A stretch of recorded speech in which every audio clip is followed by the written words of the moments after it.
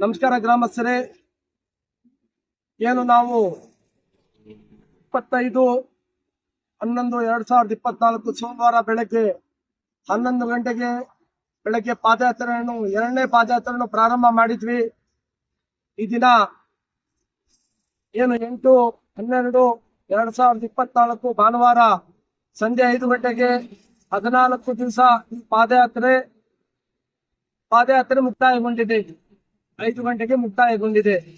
ಏನು ಈ ಪಾದಯಾತ್ರೆ ಜಾತ್ಯತೀತವಾಗಿ ಪಕ್ಷಾತೀತವಾಗಿ ಎಲ್ಲರ ಗ್ರಾಮಸ್ಥರ ಸಮರ್ಥನದಲ್ಲಿ ನಿಮ್ಮೆಲ್ಲರ ಆಶೀರ್ವಾದ ಸಹಕಾರ ಬೆಂಬಲ ದೃಢ ಸಂಕಲ್ಪದಿಂದ ಒಂದು ಪಾದಯಾತ್ರೆಯನ್ನು ಹಮ್ಮಿಕೊಂಡಿದ್ವಿ. ಈ ಪಾದಯಾತ್ರೆಯಲ್ಲಿ ಭಗವಂತ ಯಶಸ್ಸನ್ನು ಕಂಡಿದ್ದಾನೆ.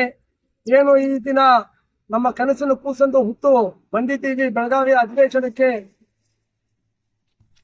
ನಮ್ಮ ಗ್ರಾಮ ಪಂಚಾಯತಿಯಿಂದ ಪುರಸಭೆ ಮಾಡಬೇಕಂತ ಭಗವಂತ ಇದರಲ್ಲಿ ಯಶಸ್ಸು ಕಾಣಲಿ ಹಾಗೂ ಈ